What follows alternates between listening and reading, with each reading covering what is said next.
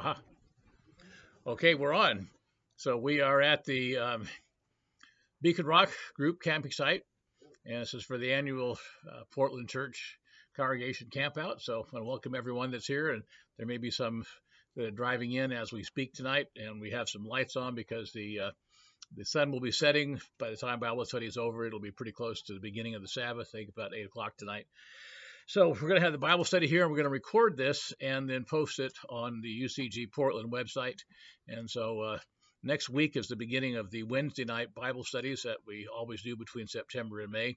And then this may be kind of a preliminary for that, but certainly hope that it's beneficial. Tonight we're going to talk about mictums. Anyone know what a mictum is? We'll turn to Psalm 16. It's the first time the word is mentioned. And when I was reading through this year, as I was reading through my Bible, I thought, well, what is this word? What does it mean? And why is it here? And why are 6 of the Psalms called mictums, not just songs or prayers or sayings of David? They are all of David. So Psalm 16 begins out a mictum of David. So my question for you tonight is, have you ever prayed a mictum? Or will there ever be a time in your life when you'll pray a mictum? Maybe if we knew what it means, we could tell it. We could answer that. That's true. Well, let me tell you what it is. The term mictum appears in the heading of 6 Psalms, begins in Psalm 16, and then Psalm 56 through 60. And it has intriguing possibilities, but all the scholars and the Hebrew and analyzers, of which there are many, say that the word mictum means 2 things, golden and inscribed. In other words, these psalms are not like regular psalms or prayers, but in the view of David, and perhaps in the view of those who compiled the book of Psalms, these psalms were very, very notable because they are called golden, or psalms that could be inscribed, maybe inscribed in stone, but certainly meaning one that is for memory. Now, the Hebrew word for engrave is the word similar to the word mictum. Also, many of these are set to music. Now, the reason they were set to music isn't because people wanted to relax in the evening. It's because it's a good way to memorize. And these psalms, or these mictums, were to be memorized.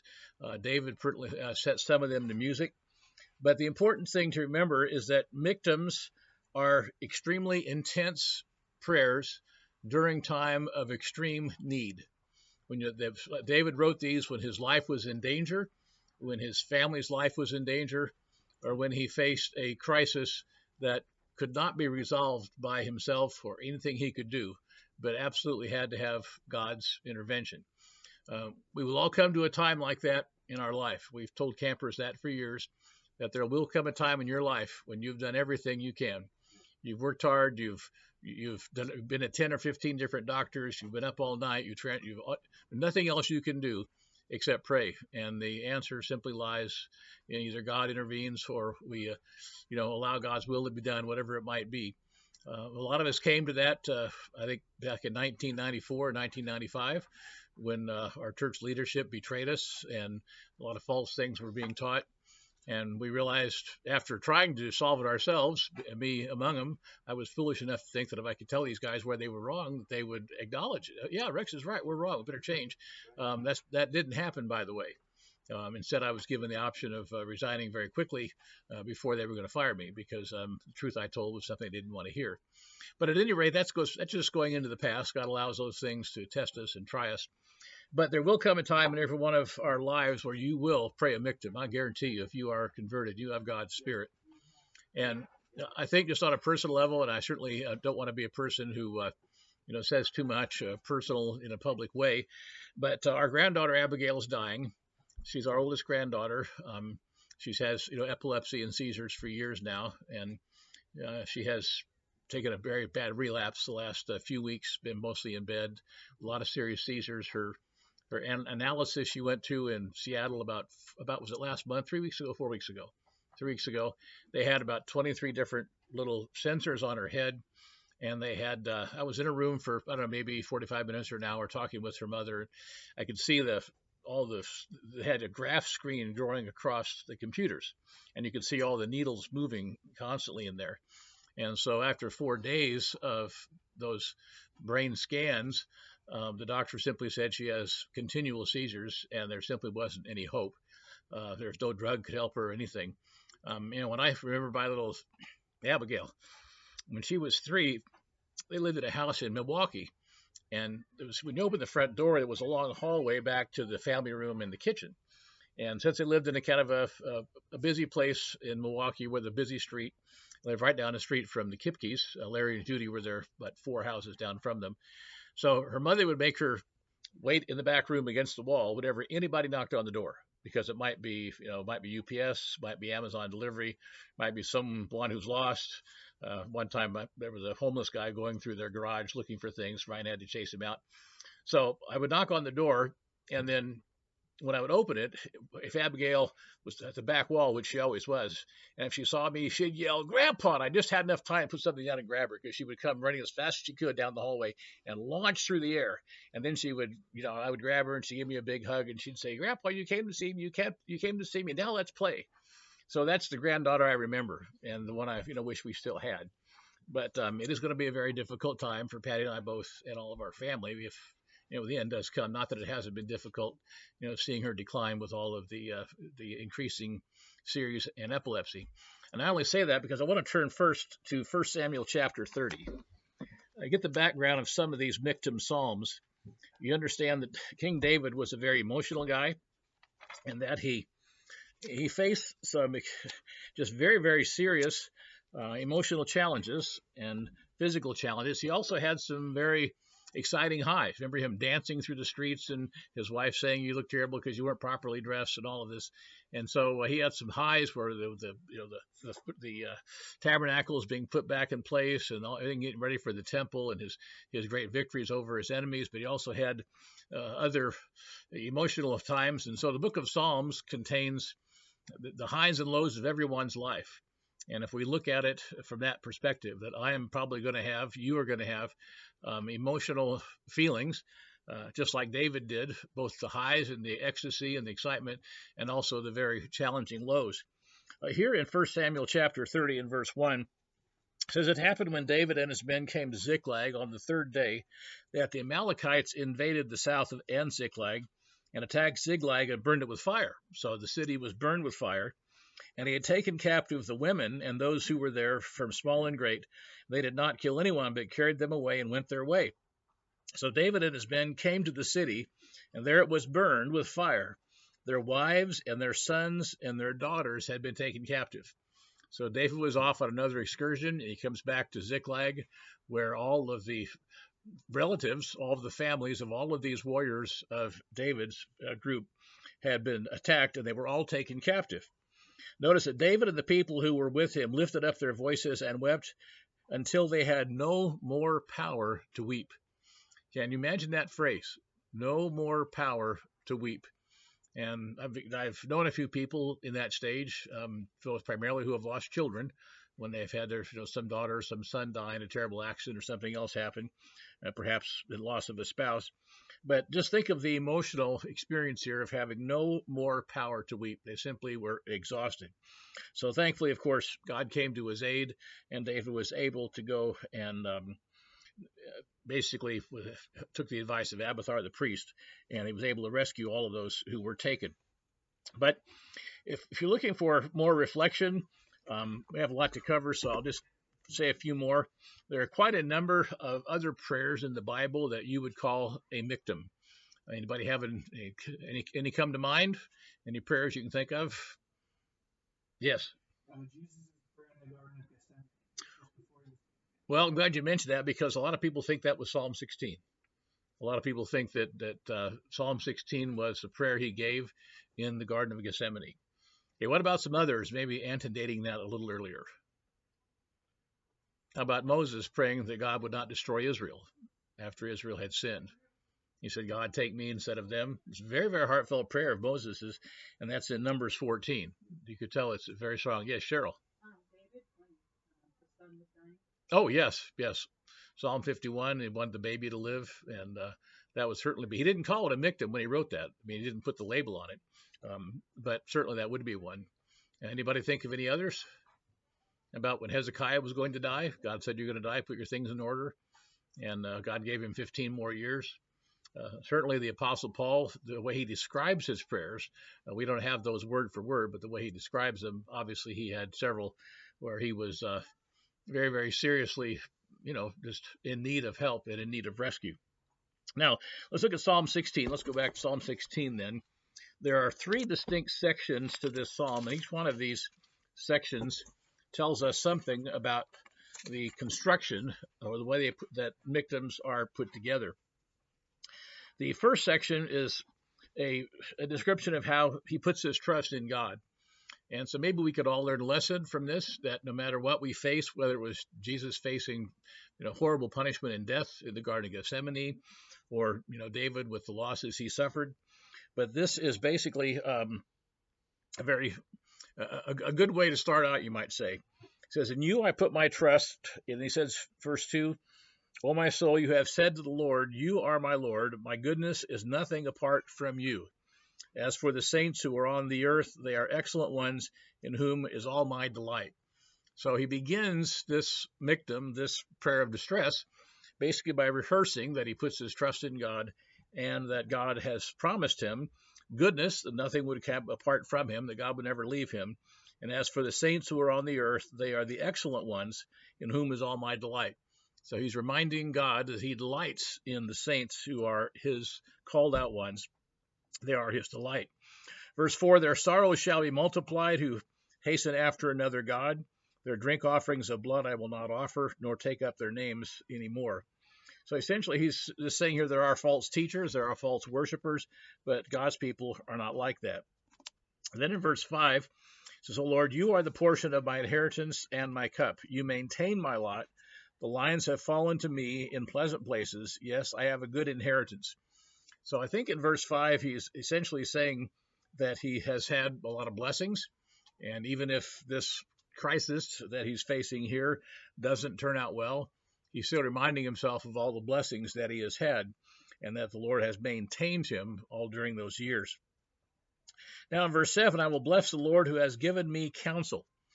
So what is the counsel of the Lord? Well, it's all the words. We're to live by every word of God, but it's the words in the Psalms and the promises that God has given. And so he said, "I'm going to bless the Lord and remember all of his promises." Might be a good way to put that. So we are all faced with that at times. We remember the promises that God has given to us. And of course, at the last verse in this is one that we used to talk about quite a bit at summer camp, that at God's presence is joy, and at his right hand are pleasures forevermore. So even in this time of distress, David ended this by saying, at God's right hand, regardless, there are pleasures forevermore. Let's continue back in verse 8. "I have set the Lord always before me, because he is at my right hand, and I shall not be moved." So in this case, he simply says that God was his Lord, and that he would not be moved, he would not be changed, he would not be allowed to be, you might say, get bitter against God or to sin against him. So these themes basically then come down to the very end in verse 10. "You will not leave my soul in the grave, nor will you allow your Holy One to see corruption." And that was quoted by who?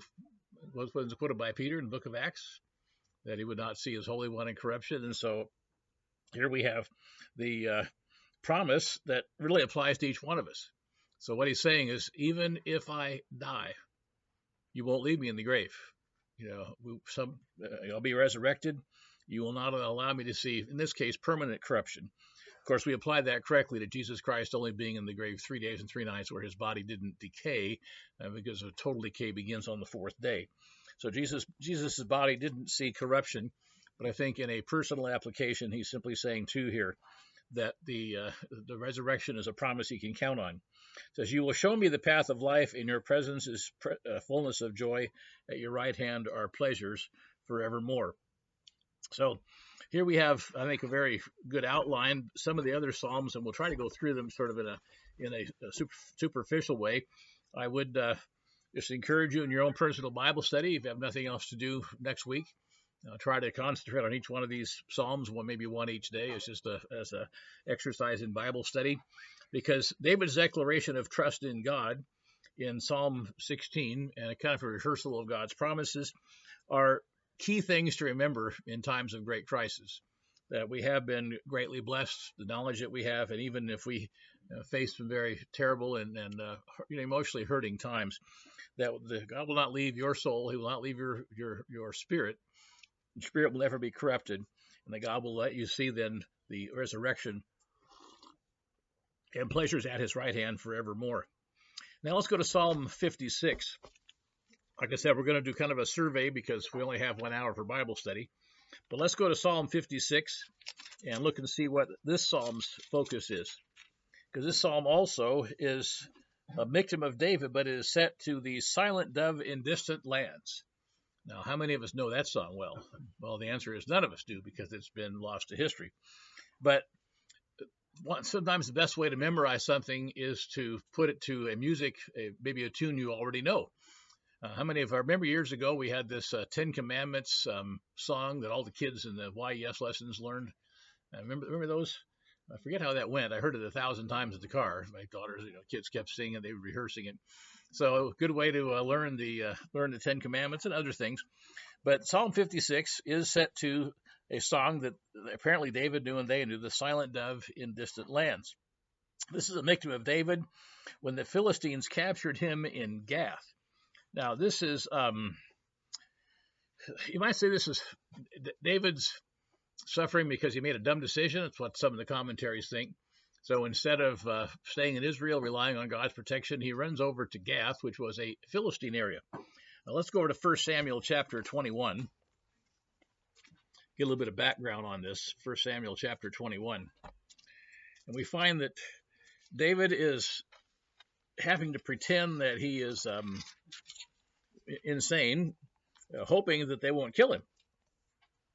So verse 10 of 1 Samuel 21, David rose and fled that day before Saul and went to Achish, the king of Gath. Now we all know that other people were from Gath, like Goliath and some others, Goliath the giant, but it was a Philistine area. And it says, verse 11, the servants of Achish said to him, is this not David, the king of the land? Did they not sing of him to one another in dances, saying, Saul has slain his thousands, and David his 10,000s? And David took these words to heart and was very much afraid of Achish the king. So in this case, he's very afraid. He wrote this mictum when he was very afraid. So he changed his behavior before them. He pretended madness in their hands. So he must have been a good actor. I mean, there were a number of leaders in history, Roman emperors in particular, who really were mad, crazy. But here we have David pretending to be mad. He scratched on the doors. He says of the gate, he let the saliva fall down on his beard. So he's basically crawling around on the floor, scratching on things, and acting like he's loony. Then Achish said to his servants, look, you see the man is insane. Why have you brought him here to me? Have I need of a madman that you have brought this fellow to play the madman in my presence? Shall this fellow come into my house? David therefore departed from there and escaped to the cave of Adullam. So while he is locked up in a prison cell, or at least kept confined by this king of Gath, he writes this psalm, Psalm 56. Of course, he thinks he's going to die. He thinks that when the door's open, the next thing he's going to see is a guy with a big sword ready to remove his head. So Psalm 56, he says, be merciful to me, O God, for man would swallow me up. That's right. He thought the king of Gath, Achish, would kill him. Fighting all day, he oppresses me. My enemies would hound me all day, for there are many who fight against me, O Most High. So it would be, of course, Saul, some of Saul's army. So this prayer is said at a time of great anguish, and probably one of those milestone times in David's life that he didn't want to forget, but he often thought of. We've all had milestone events in our life where things basically changed, and it either changed for the better or for the worse.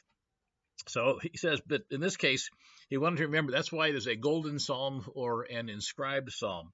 So I don't know what stone it was inscribed in, but certainly that's what it's called. So whenever I'm afraid, I will trust in you. So he was afraid. We just read in 1 Samuel, David was afraid. He says, whenever I am afraid, I will trust in you. In God, I will praise his word. In God, I have put my trust. I will not fear what can flesh do to me. Now, that's repeated a number of times in scriptures. Don't fear what man can do to me. Um, Romans 8, obviously 28, all things work together for good. And what can man do to us? If God be for us, what can man do to us? Well, David said he was afraid, and then he said, well, I will not fear. Anybody ever tried to talk themselves out of not being afraid? No, I'm not afraid to jump off this trampoline. I'm not afraid to jump off this cliff, or whatever challenge you may have faced. So he's trying to convince himself, but he's doing it by saying, I'll put my trust in God. Verse 5, all day they twist my words, all their thoughts are against me for evil. They gather together, they hide, they mark my steps, then they lie in wait for my life. Probably describing Saul's men, the men that King Saul had sent after him, and he was here rehearsing what had happened. Shall they escape by iniquity and anger cast down the peoples, O God? So he's asking for God to deliver him, because obviously he's gotten himself in a mess now where he cannot save himself. He couldn't have broken out of that prison cell or wherever it was he was being held by the king of Gath. So he says, in anger, God, cast these people down. Then he mentions again, you number my wanderings. And then he says at the last half of that verse, you put my tears in your bottle. Are they not in your book? Now, there are some commentaries describe that people had small bottles with a cork on top, that if some terrible thing happened, a person died, or they had some tragedy that caused them to cry, they would have a few tears put in this bottle as a reminder of what happened, and kind of remind them of this terrible loss they suffered, or that the city of Jerusalem was destroyed, or whatever the terrible tragedy was. So he says he's telling God, put David's tears into God's bottle. So God doesn't have a tear bottle, I wouldn't assume, but the lesson is pretty clear. Don't forget about these things I've suffered. Don't forget about those who are trying to kill me. It says, are they not in your book? Now, the Bible talks about the book of life. I think it mentions it 7 times altogether, if you consider how it's written. One of them, of course, is Judas being blotted out from the book of life, mentioned in prophecy, and then in the book of Acts when Peter quotes it. So here we have God's book that would have David's name in it, because David had God's spirit. And he says, are my tears not in your book? It says, when I cry out to you, my enemies will turn back. This I know, because God is for me. So he says, if I pray to you, my enemies will be defeated. They will turn back.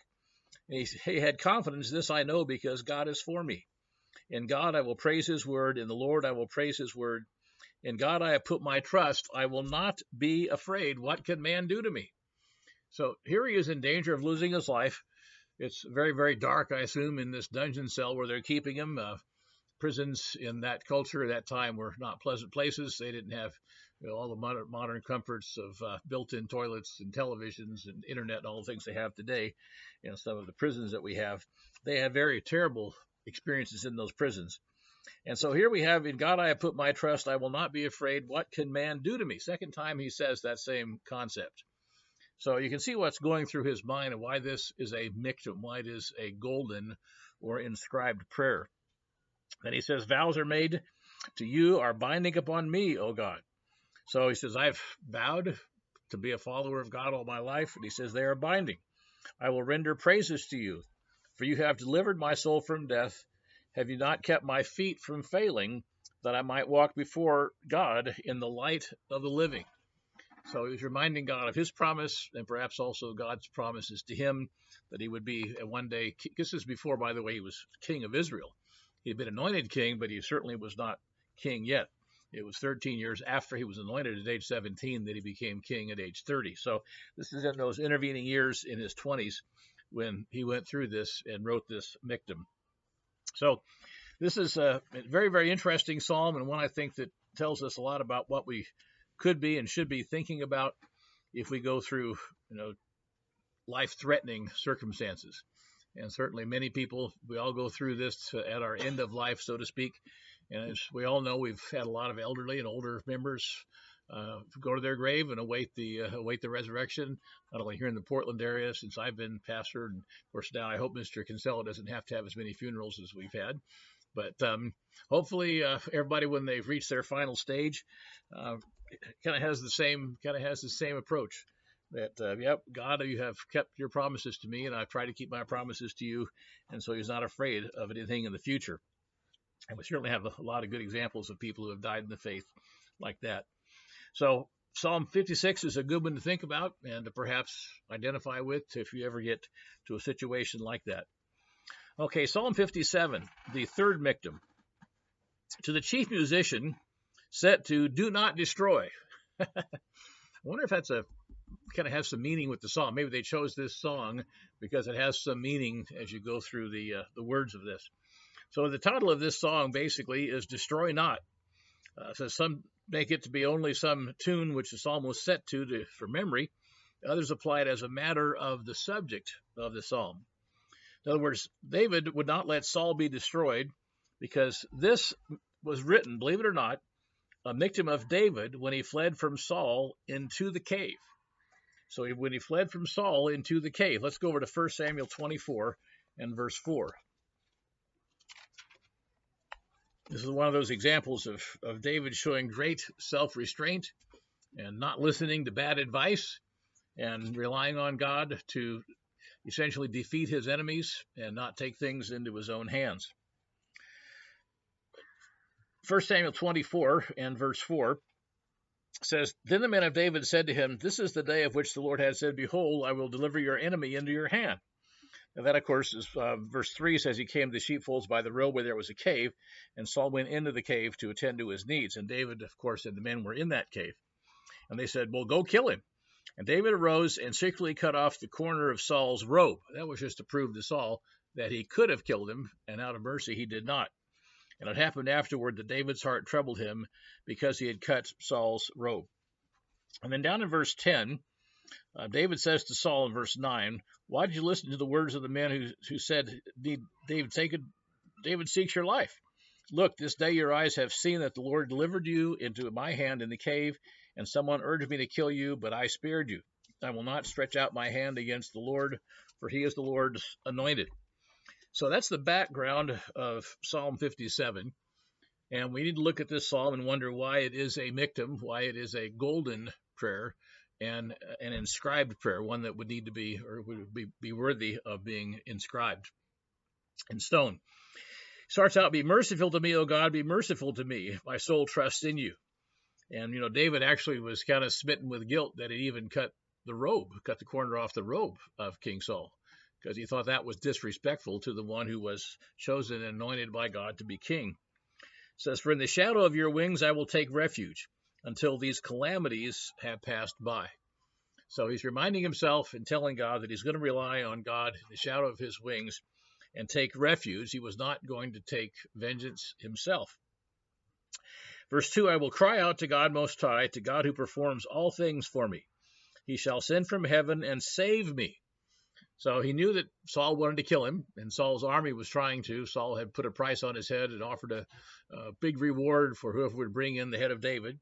And David simply says, He shall send from heaven and save me. He reproaches the one who would swallow me up. That would be King Saul. So he said that God says, David says God is going to reproach the one who is swallowing me up or wants to swallow me up. God shall send forth his mercy and his truth. My soul is among lions. So he felt like a creature surrounded by ravenous lions who wanted to kill him. So that obviously was a very terrifying feeling. He didn't quite know what was going to happen except God was going to get him through it. He says, I lie among the sons of men who are set on fire, whose teeth are spears and arrows. So these soldiers of Saul were coming after him like a lion, with spears, arrows. They wanted to kill him. Their tongue is a sharp sword. Be exalted, O God, above the heavens. Let your glory be above all glory. So he, of course, here was saying that God should have the glory, not man, and that he wasn't going to rely on man's strength for his deliverance. He says, they have prepared a net for my steps. Now, you ever feel like somebody's prepared a trap for you or trying to set a trap for us? I think that as we go along as Christians, we're going to find more and more of that as time goes on. Certainly, there are a lot of Christians who are being murdered and just persecuted in a bad way in Africa, especially in places like Nigeria and other countries. We do have a very large church in Nigeria, and I'm hoping that the terrible things that are happening in the northern part of that country don't flood down into our congregations in the south part of Nigeria. But at any rate, we certainly have to have this same attitude that David had here, that when people have spread a net for our steps, his soul is bowed down. They have dug a pit before me. Into the midst of it, they themselves have fallen. So they were preparing a net for David, and of course the net was death, and Saul himself and all of his family, except Ishbosheth, would be killed. Down in verse 7, my heart is steadfast. So despite the fact that all these things were happening, he felt surrounded by ravenous beasts. They were all trying to kill him. He says, my heart is steadfast, O God, my heart is steadfast. I will sing and give praise, awake my glory. And then he basically ends this with a kind of a song of worship of God, of exaltation. It's kind of like he's relieved. Now he's understood. It's clear in his mind. So he says, awake, lute and harp. Celebrate the fact that God is going to protect me, and he someday will defeat all of our enemies. He says, I will praise you, O Lord, among the peoples. I will sing to you among the nations. For your mercy reaches unto the heavens, and your truth unto the clouds. Be exalted, O God, above the heavens. Let your glory be above all the earth. So that is sort of a millennial type of a prayer, millennial type of a psalm. But it is kind of the third segment of this psalm, which begins, of course, with God. He's asking for God's mercy. And then, of course, eventually he ends up with saying that he felt like he's persecuted by all these lions, and then thankfully for God's deliverance. My guess is that when Saul's army left, Saul said, well, David didn't kill me, so I will take off and leave. Let David have a few days respite, whatever. That may have been his feeling here. He's going to praise God and have God be exalted above all the heavens. Now, the next one we have is Psalm 58. Psalm 58. Psalm 58 is subtitled, There is a God that Judges. And this psalm is about wicked rulers. Why it's a mictum is because David perhaps felt that injustice and wrongdoing and sin, persecution by leaders in power needs to come to an end. And the sense you get when you read this is that he's kind of looking at the big picture now of all the evil rulers in the world and all the bad governments, oppressive governments, and certainly we've had lots of those during the last 6,000 years. The model of the Tower of Babel, and of course all of the evil governments that have been there since then, has obviously come down to us even today in government. But in Psalm 58, to the chief musician set to Do Not Destroy. So this one is also the same tune, apparently, as Psalm 57. It's Do Not Destroy. In Psalm 57, it was Do Not Destroy Me, might be the subtitle, because David wrote it. And this one, though, is Do Not Destroy. May honestly be about do not destroy the world or allow the world to be destroyed or the Israel to be destroyed. He says, do you indeed speak righteousness, you silent ones? Do you judge uprightly, you sons of men? And we can see a lot of examples of wicked judgment, of false judgment. We hear about it a lot in the news. Look at the qualifications of judges and rulers that were given by Jethro to Moses in Exodus 18. Very, very, very few of our judges or rulers political. This what? Behind me. Oh, somebody else wants to come to Bible study. That's good. Let me see here. There we go. Okay, we'll add one more to the attendance now because of this. There's two more? Yeah.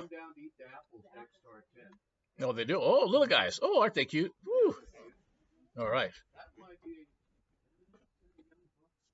No. Well, don't anybody. It's not hunting season yet. They know it. The deer get the brochure. They know exactly when hunting season starts, just like we do. They get to read it and they know.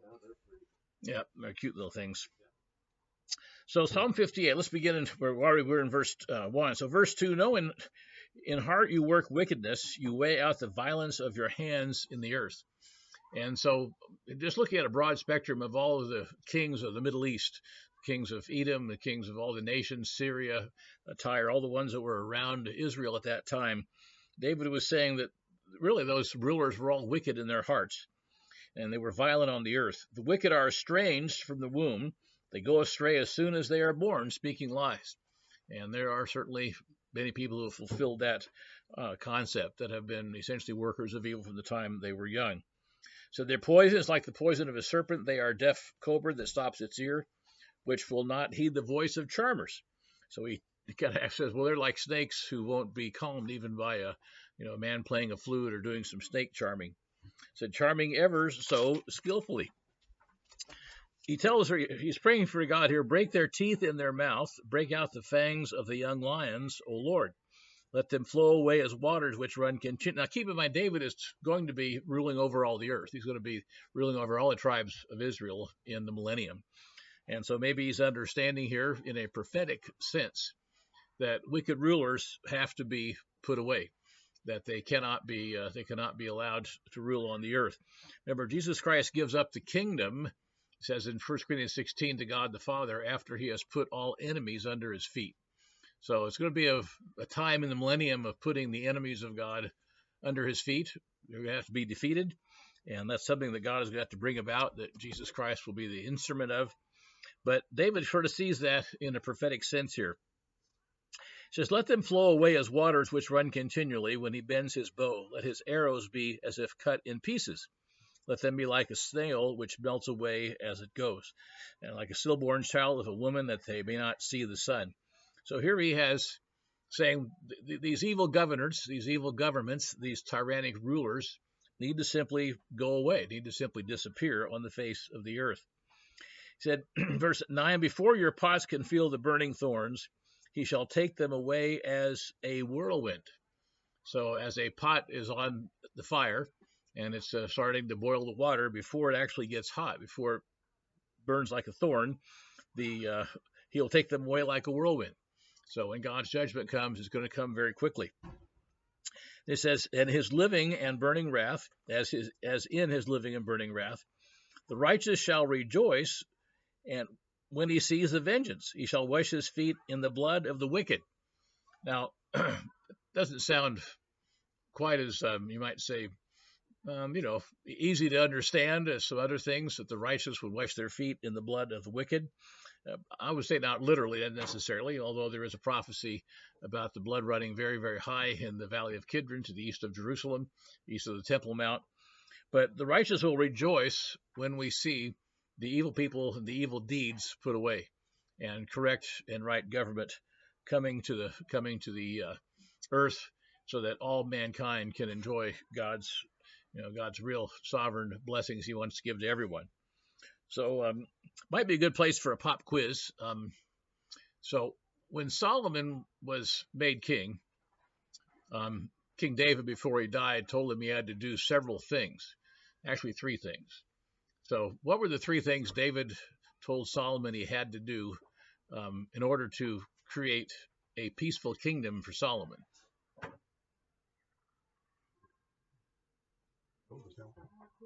No? Well, that's number 2. What was first?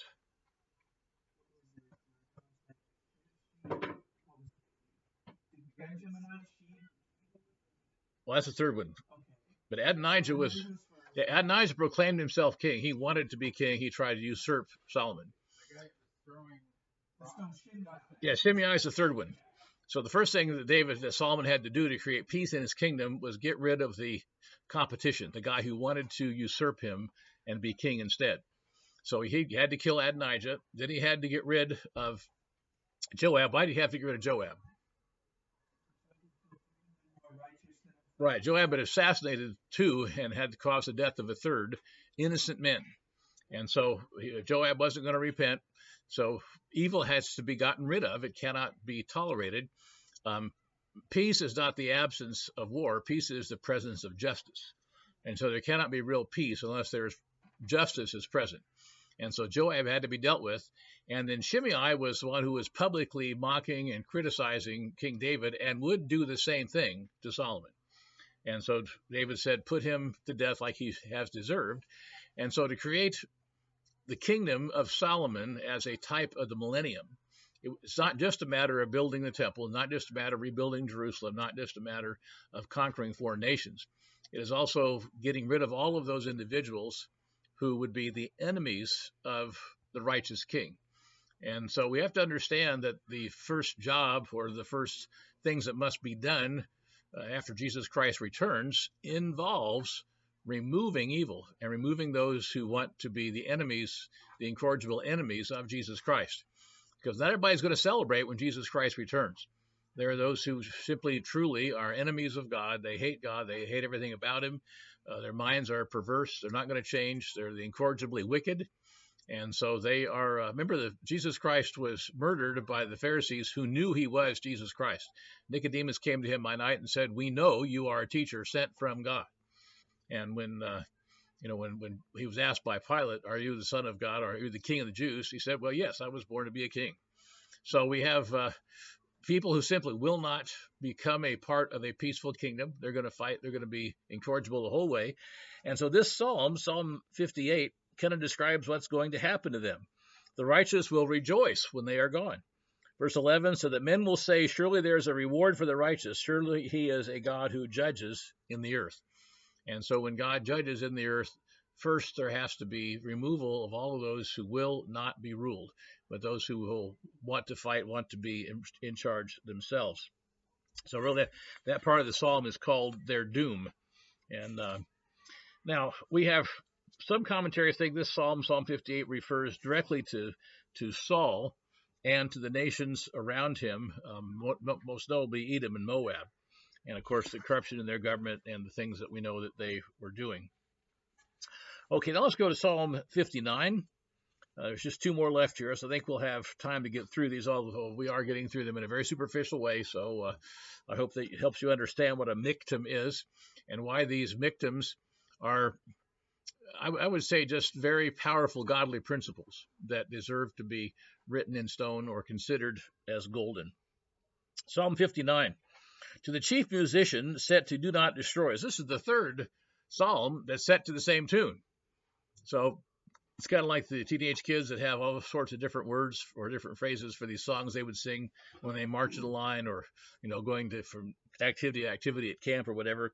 So this is the third song, the third psalm, this may be the third verse, whatever, of Do Not Destroy. A mictum of David when Saul sent men and they watched the house in order to kill him. So in this case, they're watching the house. David is sitting in the house, and they're wondering what in the world. He didn't know what he was going to do. Let me see where we I wrote that down, where that is. I think that is also in, well, I think most of us know where it is, but it's basically, 1 Samuel 19. Let's go back there. 1 Samuel 19:11.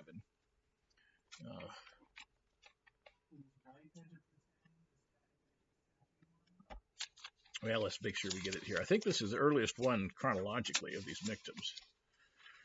Psalm 59, 1 Samuel 19, verse 11. So Saul also sent messengers to David's house to watch him and to kill him in the morning. And when he called, David's wife told him, saying, if you don't save your life tonight, tomorrow you will be killed. So Michal let David down through a window, and he went down and escaped. So this may be the earliest of the mictums, that at least wise chronologically in the book of 1 Samuel. But we have him here understanding now that after Saul had thrown spears at him and done a bunch of other things that show bad intention, that yes, Saul really did want to kill him. So this is his reaction to that. And the subtitle of this psalm is God is my high tower. So in other words, God is my place of refuge. And there may come a time when each one of us has to kind of come to that same conclusion, that God is my high tower.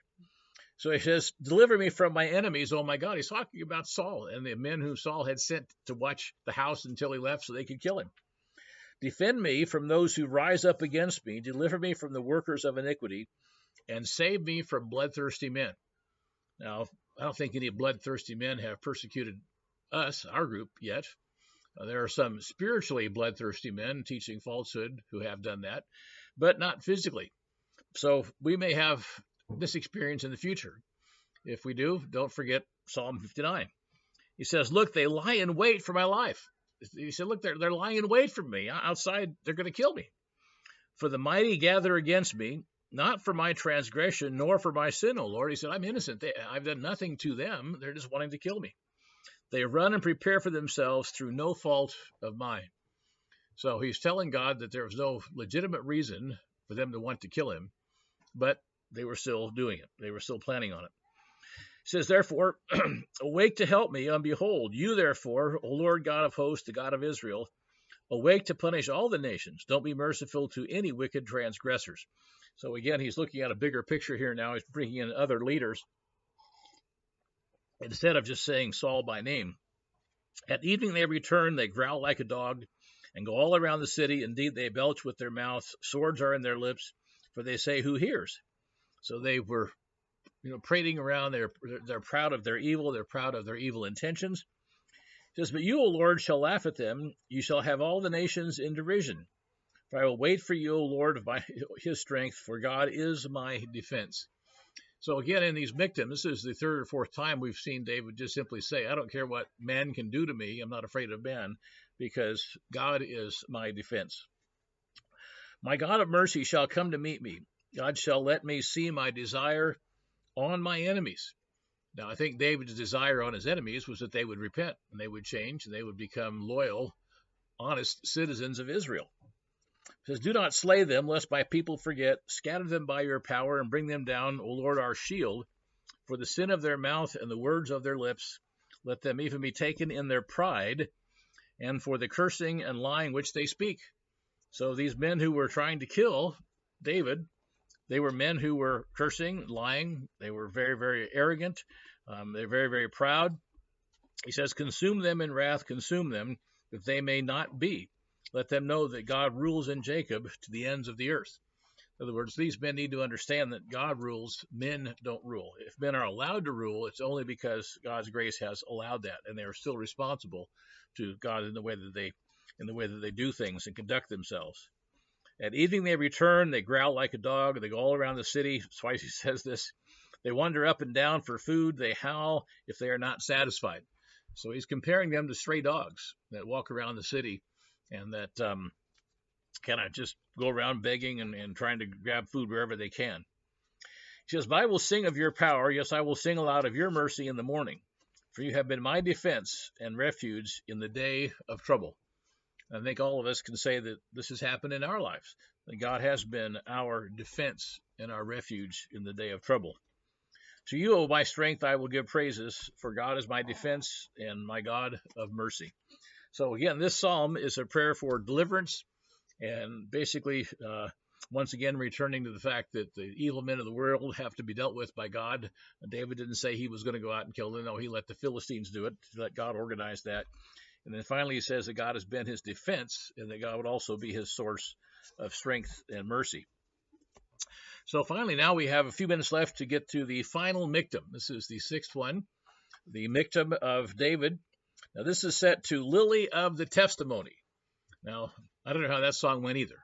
If anyone knows, please let me know, but I don't think any of us do. But this is a mictum of David for teaching when he fought against Mesopotamia and Syria of Zobah, and Joab returned and killed 12,000 Edomites in the Valley of Salt. So David also had some battles, and Joab had been very successful as his general at that point. But here we have a testimony. Interesting that David also returned from battle. How many men did David kill? Probably don't know this. I wouldn't have known it either. So David came back from Syria and he killed 18,000, and then Joab had killed 12. So Joab may have been a little bit jealous. I don't know why. Killing 12,000 people is already horrific enough. Why do you have to kill 6,000 more? At any rate, this is when the two of them came back, and they were of different, you might say, accomplishments at that time. The interesting thing about this psalm is it is connected with the second Passover, when the people of Israel were not able to keep the Passover in 2 Chronicles 30, and the army came back, but the priests were not ready. And so this psalm is connected somehow with the second Passover by a number of scholars. So let's look, though, in, let me see, we want to go back to the 12th, 2 Samuel 8 and verse 13. Let's go to 2 Samuel 8 and verse 13. Okay.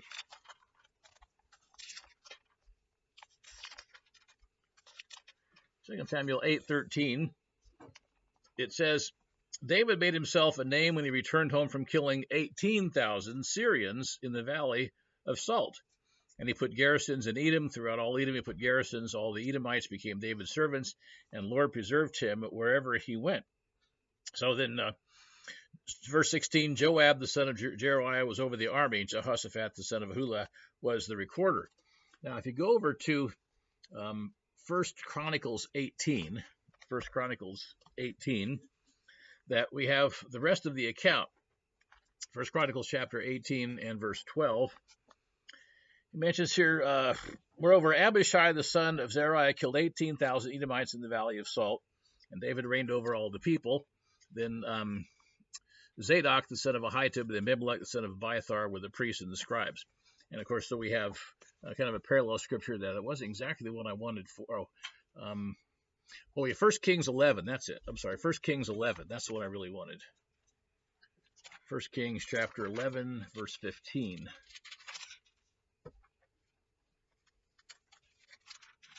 1 Kings 11 and verse, let me see, 15, there it is. For it happened when David was in Edom, and Joab, the commander of the army, had gone up to bury the slain, he had killed every male in Edom.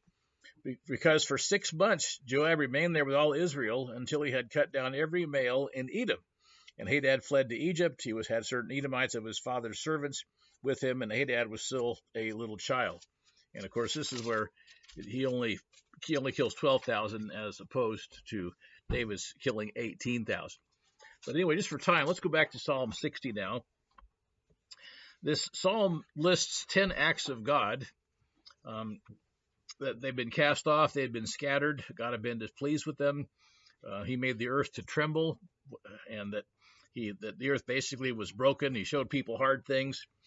God made them to drink the wine of astonishment. Let's look at Psalm 60 and begin in verse 1. It's a little longer. This is 12 verses. He says, O God, you have cast us off, you have broken down.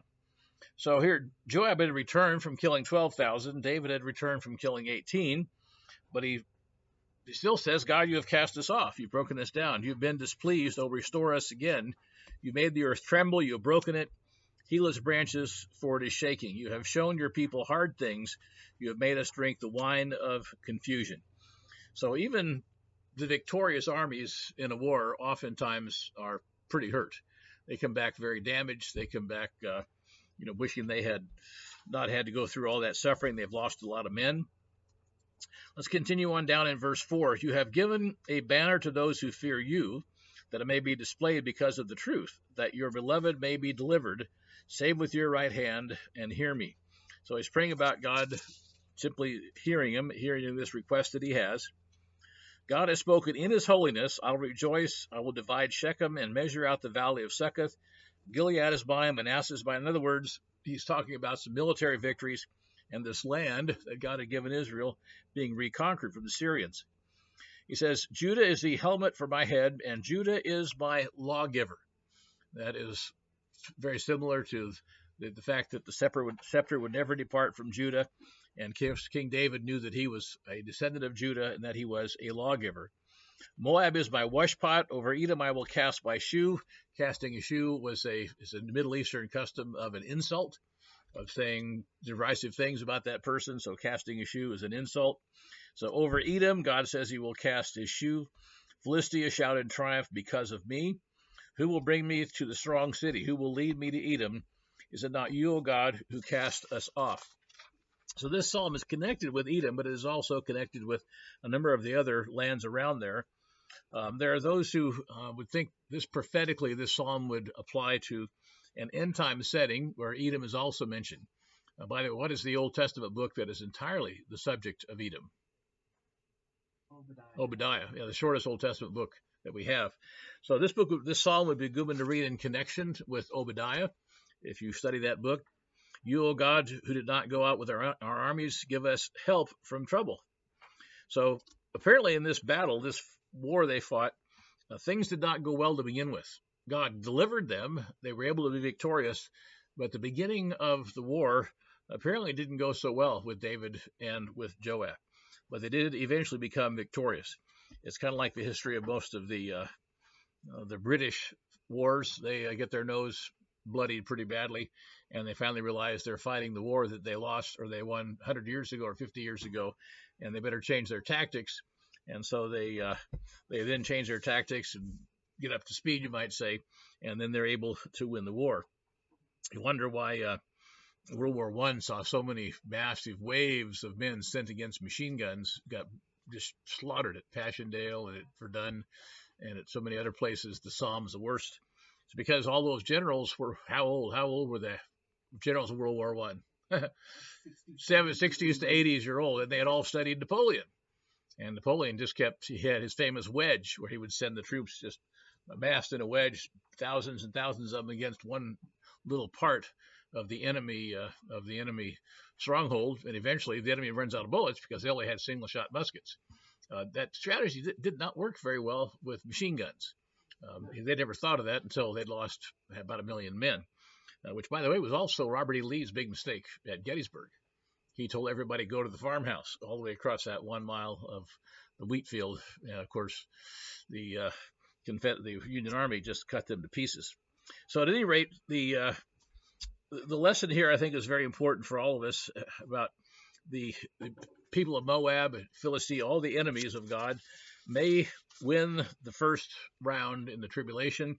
They may look like they're going to win. The beast power is going to control the world, and they may declare peace when there is no peace. But God is sovereign. God is omnipotent, and the battle eventually will go to his. And it says, he shall tread down our enemies at the end of chapter 60. So that's the last of the Michtam Psalms. Basically, it just shows that God is sovereign. This is Psalm 60 is sort of a summary of these golden or inscribed psalms, and gives David and gives all of us a wider picture as to these very important principles that David inspired to put down as memory psalms, you might call them, or inscribed or golden, very, very important.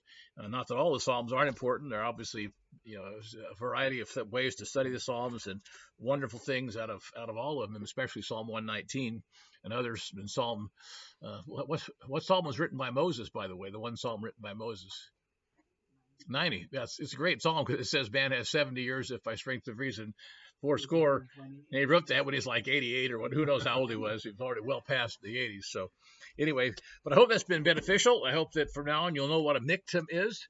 And I'll just tell you, there will come a day in your life when you will pray a prayer as intense and as golden and as inscribed in your life as a Michtam. So with that, we'll see you hopefully tomorrow, and then the Wednesday night Bible studies begin next week. I have a couple of announcements real quick for everybody.